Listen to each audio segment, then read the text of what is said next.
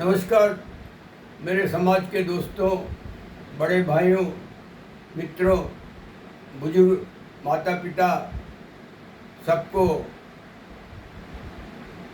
नमस्कार करते हुए, सबको वंदना करते हुए एक छोटा सा रहस्यमय चीज़ बोल रहा हूँ। देखिए, हम सबको जीवन में रोज़मर्रा का ज़िंदगी चलते रहता है, लेकिन हम लोग फील करते हैं कि देयर इज समथिंग रॉन्ग, कुछ छूट रहा है, कुछ गलती हो रहा है या कुछ ब्लैंक हो रहा है, ऐसा कुछ फीलिंग होता है।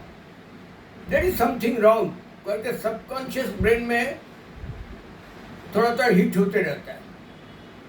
आप जितना भी सब कुछ कर लो, सब पढ़ाई लिखाई कंप्लीट कर लो, नौकरी कर लो, पैसा कमा लो, फैमिली लाइफ लीड कर लो, बट जब आप अकेले में बैठते हैं ना, you feel there is something wrong, कुछ छूट गया।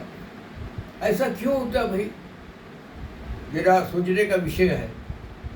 और इसके चलते क्या होता है, आप इंटरनली अशांत रहते हैं, बोलते नहीं है लेकिन इंटरनली आपको अशांति रहता है, चाहे वो मेल हो या फीमेल हो या वयस्क हो या बुजुर्ग हो।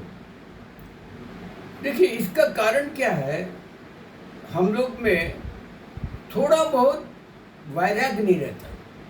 वैराग्य मतलब ये नहीं कि हम गेरुआ वस्त्र पढ़ के घूमे, संसार में रहते हुए भी थोड़ा बहुत वैराग्य रहना चाहिए। वैराग्य नहीं रहने से क्या होता है, आप लेट गो नहीं कर पाते हैं, पकड़ के रखते हैं, यही अशांति का कारण है। एक एग्जाम्पल है कि सुखदेव महाराज बचपन से ही, पैदा होने का 3-4 साल बाद से ही जंगल चले गए और पूरा तपस्या करते थे। सुखदेव महाराज व्यास महामुनि के बेटे थे और बड़ा होने तक तपस्या ही करते रहे। और बड़ा होने के बाद उनको फील हुआ कुछ हम में कमी है, कुछ छूट रहा है, अशांति दिलो दिल था। जिंदगी भर तपस्या किए जंगल में जाके, पैदा होने के 3-4 साल के बाद से। तब वो सोचे कि चलो पिताजी के पास मिलते हैं। पिताजी तो महामुनि है, व्यास महामुनि, उनसे जाके पूछते हैं, कुछ ज्ञान देने बोलते हैं।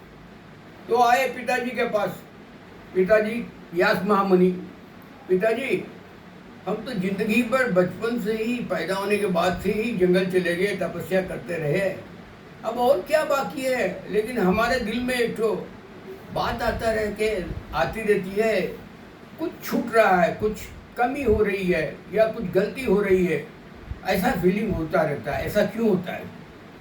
आप हमें ज्ञान दीजिए। व्यास महामुनि बोलते हैं, हम तुमको ज्ञान नहीं देंगे, तुम जनक महाराज के पास चले जाओ। जनक महाराज जो एक महाराज थे, राजपाट संभालते थे और बहुत बड़ा सन्यासी जैसा थे। गेरुआ वस्त्र नहीं पहनते थे लेकिन बहुत तपस्वी थे, बहुत ज्ञानी थे। तुम जनक महामुनि के पास चले जाओ, जनक महाराज के पास चले जाओ। तो सुखदेव महाराज बोले, अरे पिताजी, आप तो महामुनि हैं, आपसे छोड़ के उनके पास हम कैसे जाना है, क्या है बात है? तो व्यास महामुनि बोले, देखो हम जितना भी महामुनि हो, तुम्हारे और मेरे बीच में बाप बेटा का रिश्ता है। ये बाप बेटा का रिश्ता तो छूटेगा नहीं, इसलिए हम खुल के तुमसे कुछ बोल नहीं सकता और तुम भी खुल के पूछ नहीं सकता, इसलिए तुम जनक महाराज के पास चले जाओ। माफ़ कीजिएगा, हम भी कोई महात्मा से सब बात सुने हैं, मेरा उतना ज्ञान नहीं है। तो जनक महाराज के पास गए। जनक महाराज उनको 7 दिन बाहर में ही खड़ा कर दिए। मालूम हुआ, अंदर खबर भेजे कि हम सुखदेव आए हैं आपसे ज्ञान लेने के लिए। जनक महाराज क्या किए, उनको मालूम था, लेकिन 7 दिन उनको दरवाजा पर ही खड़ा रखा। 7 दिन के बाद वो बुलाए। मतलब जैसे लगता है कि 7 दिन उनको टेस्ट कर रहे थे, ये कितना इनको इंटरेस्ट है। 7 दिन के बाद बुलाए। उसके बाद बोले चलो नदी किनारे जाएंगे, वहाँ हम लोग ज्ञान विज्ञान का बात करेंगे। नदी किनारे गए, बात कर रहे थे, बात चल रहा था, विचार विमर्श चल रहा था। इसी बीच में जनकपुरी में आग लग गया, पूरी जनकपुरी जल रही थी। तो जनक महाराज आराम से बैठे हुए अपना बात कर रहे, उनका राज्य जल रहा है, फिर भी वो ज्ञान की बातें चला रहे हैं। सुखदेव महाराज क्या किया, दौड़ने लगा, जो ज्ञान के लिए आया है। तो जनक महाराज बोले भाई तुम दौड़ क्यों रहे हो? बोला मेरा अंग वस्त्र आपके महल में छूट गया है। बस बस बस रुको रुको, यही तुम्हारा गलती है। मेरा पूरा राज्य जल रहा है, मेरी पूरी संपत्ति जल रही है और मैं चुपचाप बैठा हुआ हूँ, और तुम्हारा अंग वस्त्र छूट गया, इसके लिए तुम दौड़ रहे हो। यही तुम्हारा गलती है।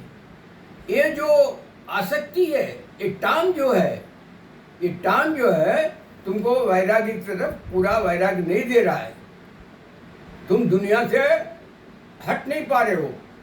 तुमको ये टान है, आसक्ति है, इसको जब तक छोड़ोगे नहीं तब तक तुम शांत नहीं होगे। तब वो मान लिया, महाराज मेरे से यही गलती हो गया, हम समझ लिया मेरा क्या गलती है।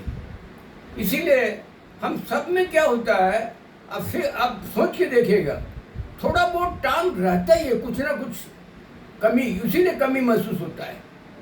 जब आप थोड़ा बहुत वैराग्य में आएंगे तब जाके आप शांति पाएंगे। थोड़ा बहुत वैराग्य सबको होना चाहिए, चाहे वो फैमिली वाला आदमी भी हो, सांसारिक आदमी भी हो, उसको थोड़ा बहुत वैराग्य होना चाहिए। तब जाके ही वो इंटरनली हैप्पी रह सकता है, शांत रह सकता है। अदरवाइज सबकॉन्शियस ब्रेन हमेशा हैमरिंग करता रहेगा, अरे ये मेरे से गलती हो, ये मेरे से गलती हो, यह छूट गया। ये क्या होता है, आपको लेट गो करना पड़ेगा, आपको अंदर का सन्यासी बनना पड़ेगा।